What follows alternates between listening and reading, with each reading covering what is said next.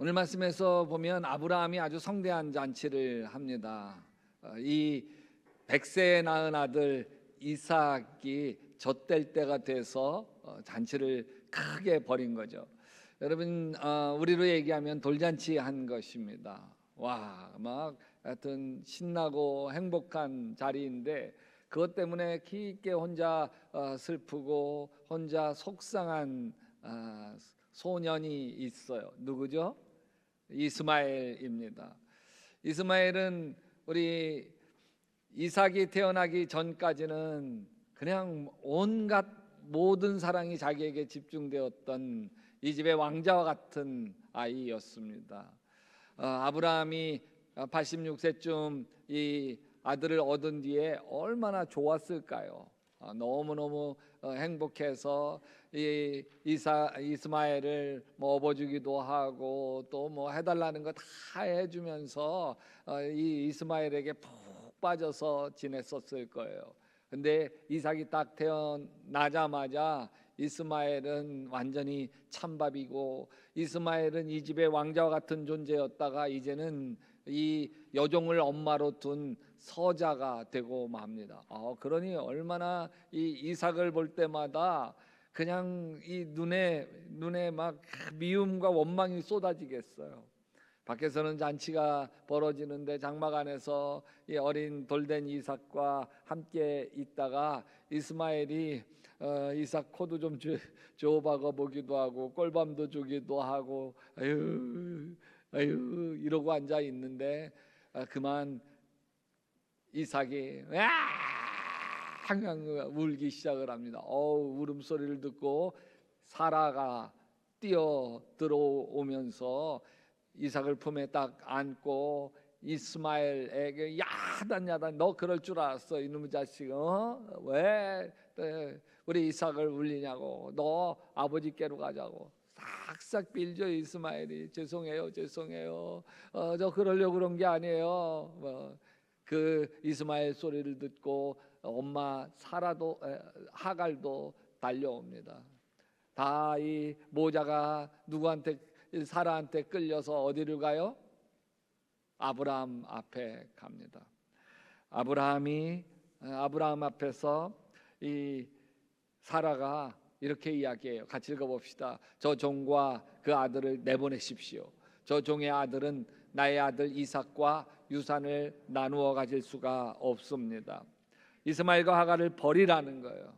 이게 아브라함이 난감하죠. 왜? 이삭도 아들이지만 이스마엘도 자기 아들 아닙니까? 마음이 괴로워요. 그런데 사라의 태도가 아주 단호합니다.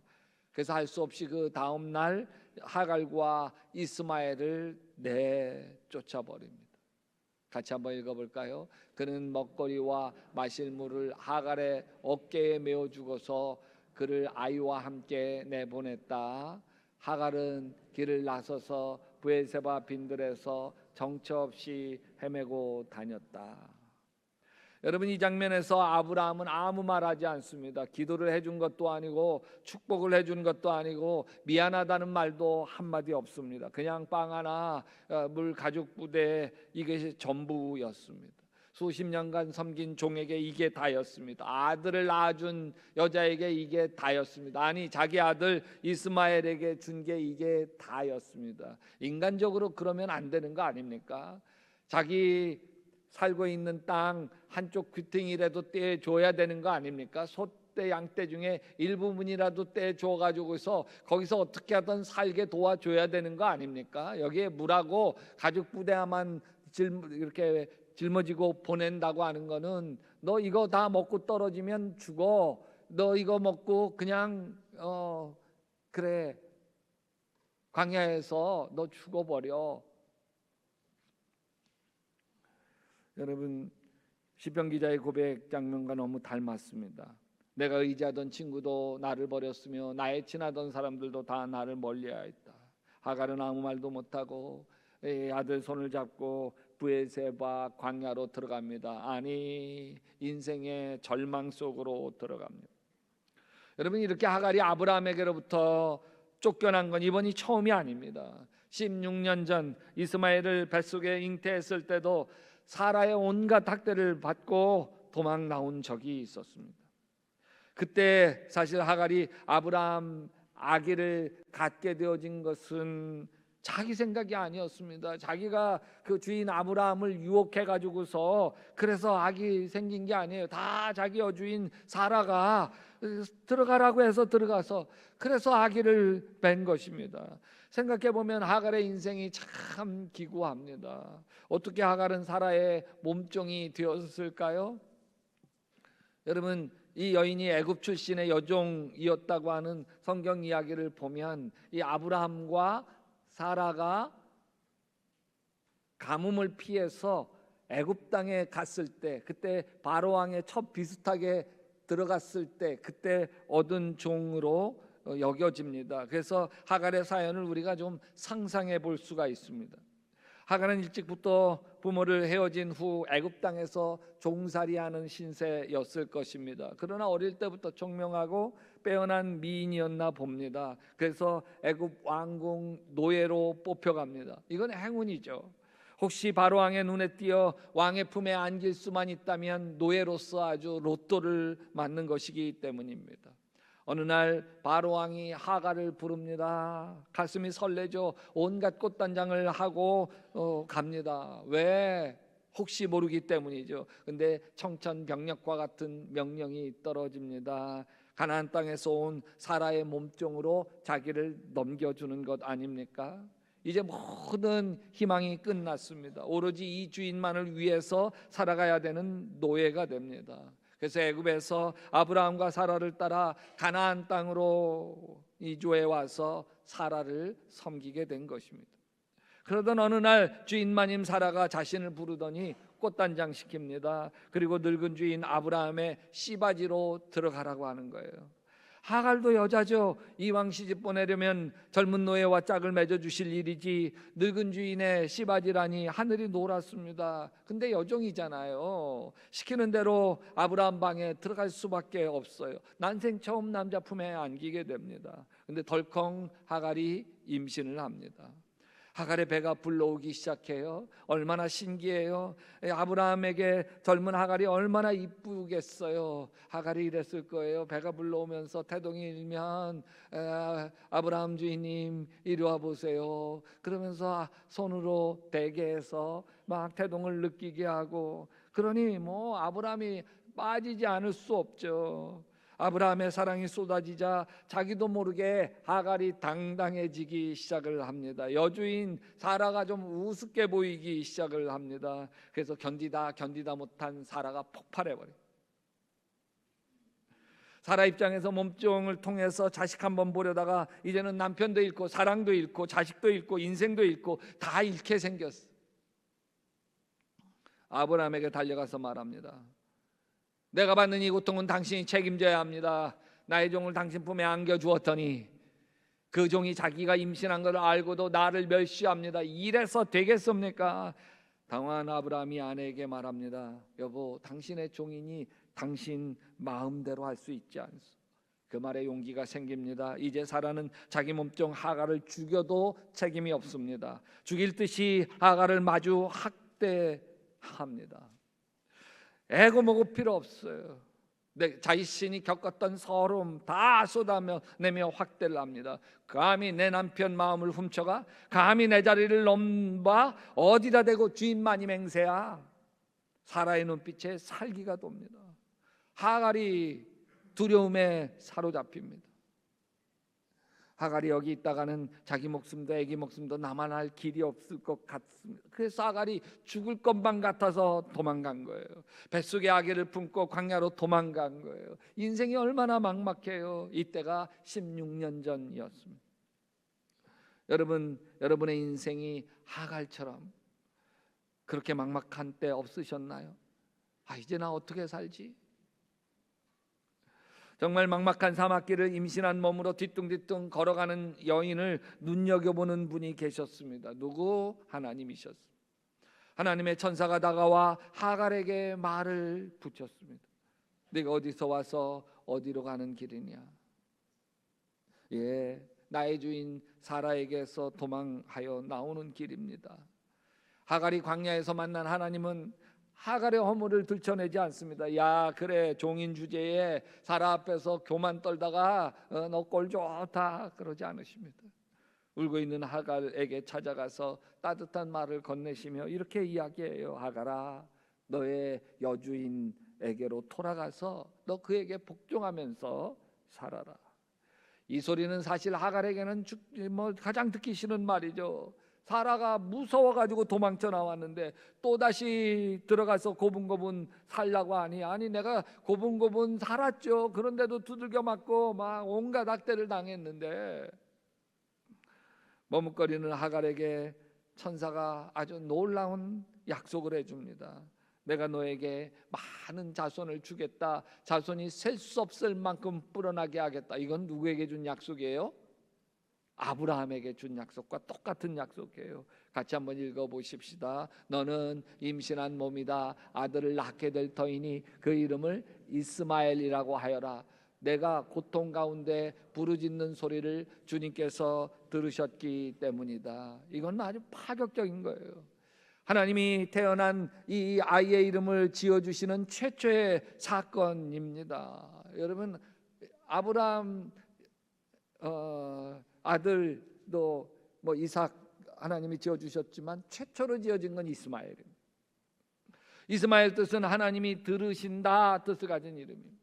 그 말을 들으면서 하갈은 너무너무 감격해서 이렇게 얘기해요. 하갈이 자기에게 이르시되 같이 합시다. 여호와의 이름을 나를 살피시는 하나님이라 하였으니 이는 내가 어떻게 여기서 나를 살피시는 하나님을 배웠는고 함이라. 여러분, 하나님은 우리를 지켜보시는 분입니다. 여러분, 내가 얼마나 억울하고 속상한지 다 지켜보고 계십니다. 아멘. 내가 예수님 때문에 다 감수하고 묵묵히 참고 견디는 거 우리 주님이 다 보고 계십니다. 저는 우리 주님이 이 모든 것들을 다 보고 계신다고 하는 것만을 생각하면 마음이 울컥할 때가 종종 있습니다. 그래, 다 주님이 보고 계시지. 주님이 다 아시지. 내 사정 다 아시지. 내가 참고 견디고 다 보듬어 가고 있는 거 주님 다 아시지. 아멘. 아멘. 하갈은 하나님이 자신은 사정을 지켜보신다는 것에 감동을 합니다. 아, 하나님이 보고 계셨구나. 하나님이 나를 살펴보고 계셨구나. 정말 보잘것없는 몸종이여 노예인데도 하나님이 나를 보살피시는구나. 하나님이 나를 살피시는 하나님이시구나. 아멘. 여기 살피신다는 말 히브리 말로 아타 엘로이라고 이야기합니다. 내 사정 내 형편 다 아신다는 뜻입니다. 하갈은 자신의 처지를 알아주시는 하나님을 만나면서 마음의 원망과 서러움이 다 씻겨갑니다. 하나님이 이토록 나를 잘 살펴주시는데 사라 주인 앞에서 교만 떨 이유가 없습니다. 하나님 알았습니다. 사라 주인을 내가 잘 섬기겠습니다. 이전보다 더 잘 충성하겠습니다. 대신 저를 살펴주십시오. 태중에 있는 아기를 지켜주시옵소서. 하갈이 다시 집으로 돌아갑니다. 여전히 사라 여주인의 눈빛은 싸늘합니다. 하갈이 무릎을 꿇고 사라에게 용서를 비죠. 한 번만 용서해 주십시오. 제가 다시는 안 그러겠습니다. 잘못했습니다. 싹싹 불며 16년 전 그때는 이것이 통했습니다. 왜냐하면 그때는 아직 사라에게는 아기가 없고 하갈 몸속에 있는 아기가 유일한 아브라함의 자식이었기 때문입니다. 그런데 지금은 16년 전과 완전히 사정이 달라졌습니다. 이스마엘이 유일한 아들이 아닙니다. 사라 스스로 자기가 낳은 아들 이삭이 있습니다. 그 이삭을 이 이스마엘이 구박하다가 쫓겨난 것입니다. 아무리 하갈과 이스마엘이 무릎을 꿇고 다시 살려려고 애원한다고 해도 받아줄 리가 없어. 이제는 끝입니다. 하갈은 아이가 죽어가는 꼴을 차마 이 광야에서 볼 수가 없었어. 떨기나무 그늘 아래 아들을 뉘어놓고 화살 한바탕 거리만큼 떨어져 주저앉아 통곡하며 먹을 것 다 떨어졌고 이 자기 아들이 탈진했어. 왜? 물도 다 떨어졌거든. 자기 인생이 서러워서 웁니다. 아들이 불쌍해서 웁니다. 이제 끝이다 싶어서 엉엉 웁니다. 엄마의 울부짖는 소리에 이스마엘도 따라옵니다. 나 때문에 엄마가 쫓겨났습니다. 나 때문에 엄마와 내가 이 광야에서 죽게 되었습니다. 다 누구 때문이에요? 나 때문이에요. 나 때문. 이스마엘 나 때문. 소년 이스마엘도 서러워서 서로 지쳐서 탈진해 있는 가운데서도 쭈그려 누워서 펑펑 웁니다. 이때 하나님이 이스마엘의 우는 소리를 들으셨습니다. 하나님이 급히 천사를 하갈에게 보냅니다. 그 아이 우는 소리를 내가 들었다. 이 아이가 하나님께 기도한 거 아닙니다. 살려달라고 매달려 부르짖은 거 아닙니다. 그냥 서러워서 울었을 뿐입니다. 이제 끝이구나 싶어 절망스러워서 서러워서 펑펑 울었을 뿐입니다. 하나님은 그 소리를 기도로 받으셨습니다. 여러분, 이스마엘 뜻이 뭐라고 그랬어요? 하나님이 들으신다 입니다. 하나님이 이스마엘의 신음소리, 마음의 고통소리 들으신 거예요. 시편은 이렇게 이야기합니다. 주님은 마음이 상한 사람에게 가까이 계시고 낙심한 사람을 구원해 주신다. 여러분, 기도란 뭔가요? 기도는 잘 다듬어진 문장이 아닙니다. 기도는 살고 싶다는 신음이에요. 이스마엘의 신음소리를 하나님은 기도로 받으셨습니다. 그 순간 하늘에서 음성이 들립니다. 하갈아, 어찌된 일이냐? 무서워하지 마라. 아이가 저기 누워 우는 저 소리를 하나님이 들으셨다. 하갈아, 어찌된 일이냐? 이 음성을 듣는 순간 하갈의 가슴 속에 묻혀있던 기억 하나가 조용히 깨어납니다. 하갈은 이미 광야에서 하나님을 만난 적이 있었습니다. 첫 번째 광야에서였습니다. 첫 번째 광야는 도망쳐 나온 광야였습니다. 임신의 몸으로 사라의 학대를 견디지 못해 살기 위해서 뛰쳐나온 광야였습니다. 그때 하나님이 찾아오셨습니다. 사라 여종 하갈아, 네가 어디서 와서 어디로 가는 길이냐? 너 지금 도망치고 있구나. 너 지금 상처받은 채 지금 방황하고 있구나. 하나님은 하갈의 마음을 만져주시려고 하갈의 이름을 부르신 거예요. 하갈아. 그리고 지금 두 번째 광야에서 하나님이 다시 하갈의 이름을 부르십니다. 하갈아, 너 어찌된 일이냐? 몰라서 물으시는 게 아닙니다. 다가오셔서 마음을 어루만져 주시려고 부르신 거, 회복시켜 주시려고 부르시는 거예요. 하나님이 먼저 이렇게 얘기해요. 얘야, 아이를 안아 일으키고 달래어라. 여러분, 이 순서를 주목해 봐야 됩니다. 하나님은 상황을 먼저 바꿔주지 않습니다. 물을 뚝 떨어뜨려 가지고 먹여주는 거, 왜 물 다 떨어져서 탈진한 거니까 그 전에 먼저 사람을 일으킵니다. 하갈은 여전히 물이 없습니다. 여전히 광야입니다. 아이의 생명은 아직도 위태롭습니다. 그런데 하나님이 먼저 안아 일으키라고 하십니다. 왜? 사람이 쓰러진 채로는 아무것도 볼 수 없기 때문입니다. 절망에 주저앉아 있으면 눈앞에 은혜가 있어도 보지 못하기 때문에 그렇습니다. 시편은 이렇게 얘기해요. 내가 고난 받을 때에 주님께 부르짖었더니 주님께서 나에게 응답하셨다. 하나님은 고난을 즉시 제거하지 않으셔도 고난 속에서 우리에게 응답하시고 고난 속에서 우리를 안아 일으켜 주십니다. 하갈이 천천히 일어섭니다. 무너진 마음을 안고 떨리는 손으로 아이를 안아 일으키십니다. 그 순간 하갈이 알지 못했던 하나님의 은혜가 준비되어 있습니다. 성경은 이렇게 이야기합니다. 같이 읽어보십시다. 하나님이 하갈의 눈을 밝히시니 하갈이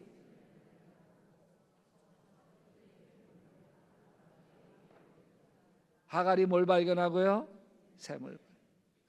여러분, 하나님이 그 자리에서 땅을 파서 우물을 만들어 주신 게 아닙니다. 우물은 거기 이미 있었습니다. 그러나 하갈이 보지 못한 거죠.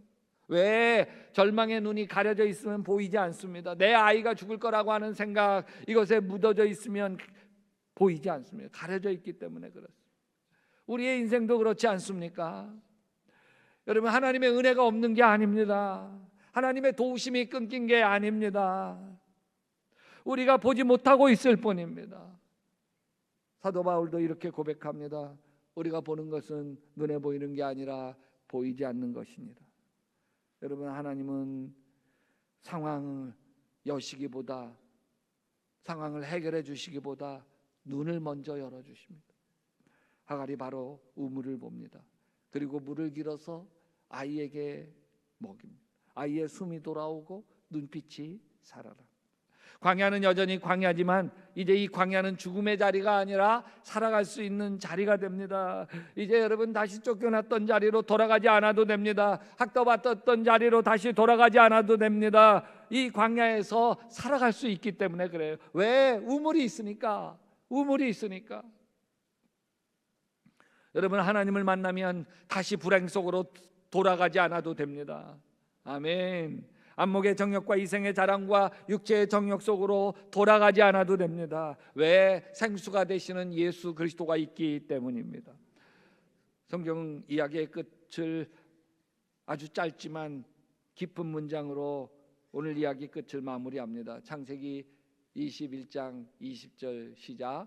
그 아이가 자라는 동안에 하나님이 그 아이와 늘 함께 계시면서 돌보셨다. 늘 함께 계시면서 돌보셨다. 광야가 끝났다는 말이 아니에요. 문제가 사라졌다는 말도 아닙니다. 하나님이 함께 하셨다는 사실 하나로 그 광야는 더 이상 저주가 아닙니다. 이스마엘은 광야에서 활 쏘는 사람으로 자랍니다. 하나님은 이스마엘을 장막 안에서 키우지 아니하고 광야에서 키우셨습니다. 왜냐하면 광야는 하나님의 임재를 가장 많이 배우는 자리이기 때문에 그랬어요.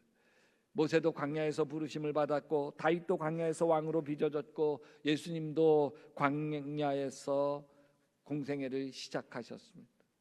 그곳에서 마귀 시험을 이렇게 물리치시죠. 사람이 빵으로만 살 것이 아니요 하나님의 입에서 나오는 모든 말씀으로 살 것이니라.